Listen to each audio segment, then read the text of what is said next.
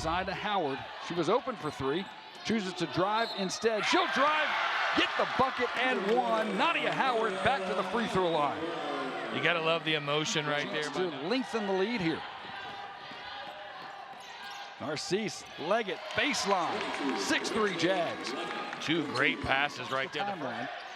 10 seconds on the game clock. Narcisse inside, good feed to Koffel, gets it and one. Great job by Narcisse to see Koffel. Leggett to get the basketball. Now back to Howard the other way. Outside to Narcisse, just hit 1-3 and now hits another. Krista Narcisse gives the Jags a lead. Second quarter lead, up 23-22. Amari Walker continuing the three-point train for South Alabama. Pretty good job of breaking the press here lately. Walker calling for the ball up top, and that's why. Amari Walker from three-point range. She hits it again. The Jags back on top with a swat from behind. Here comes South Alabama. 2-on-1, make it a 3-on-1. Taryn Koffel says, I'll take it myself. Taryn Koffel gives the Jags the 31-30 lead. Gets it to Walker. She's had the hot hand lately. She'll go right side. Free throw line, good. Amari Walker on fire for South Alabama. Leggett outside to Walker. Three-pointer is good. Amari Walker, 16 points. Jags within 5. The deficit. Koffel to Gonzalez, almost taken away. Gonzalez good handles to keep it and then hit the three. Daniela Gonzalez. Keep possession of that ball. She's being hounded. Three-pointer on the way and good. South Alabama.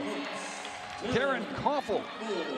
She's in. What we did, so when we got back from Southern Miss, we were pretty down as an entire program, and so as us and the coaching staff, as we watch film, we kind of said, okay, we know we're a better shooting team than what we're doing right now. So what are we doing? What can we add to kind of change our percentages? And so we had the team rate their own shots. So went through and cut all of our 62 shots from Southern Miss and had them rank them. Hey, is this a good makeable shot or is this a bad non-makeable shot?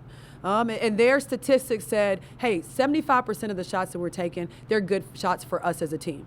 All right, so then our next question we asked ourselves, are we doing everything that we can do to change these percentages to get them back to where we were, earlier in the year?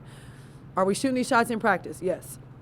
Are we shooting these shots with our position coaches and doing the individual workouts with the coach? Yes. Are we shooting under stress in those positions? Are we shooting against defense, time, score? Yes. Are we in the gym on our own getting up extra shots and we know we haven't performed well? Yes. So the answer was real simple. Guys, it's just a matter of time. It's just a matter of time before we start to shoot the ball better, play better offensively, and get our OER numbers back up. And we trended that way tonight. Unfortunately, we turned it over too many times against that constant pressure that Arkansas State provides, and we didn't shoot the ball great at the free throw line. So that's something that we got to continuously strive and work towards. But a lot of times this point in the season, when you haven't won a conference games, the gym might be quiet at practice. Kids may choose not to come in on their own and get up extra shots. They may choose not to do that extra film session. And what I can say about this group is that that's not been our team. That's not been our kids. Our kids, they understand it's a journey, right? They understand we're not playing where we want to be playing right now. And they also understand and trust the process. And so, if we're going to go through this tough stretch, I want to go through this tough stretch with kids that are still believing, that are doing all the work, and that are being super coachable. And so that's where we are in this point of the season. Got a lot of games left, and they know, hey, at one moment it's going to turn around, and when we get that first win, they believe and we believe that's really going to propel us on. And so, Span was out tonight. That hurt because I felt like she was starting to play well, and hopefully we get her back next week. But it's got to be next person up, and Danny at the 5. We were able to see some different stuff that we can do with 5 out. So we got to keep, as they say, chop wood.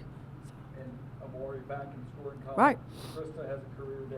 Right. Talk about just how encouraged you are to see that. Oh, for sure. I mean, we started the game with 2 freshmen. So, Krista's been one that her potential is really high. And coming off that ACL last year and not playing in a while, she's starting to find her groove. And from a point guard spot, she has that point guard mentality, and just trying to get her to even more. We talk about playing R&B and not playing rock and roll.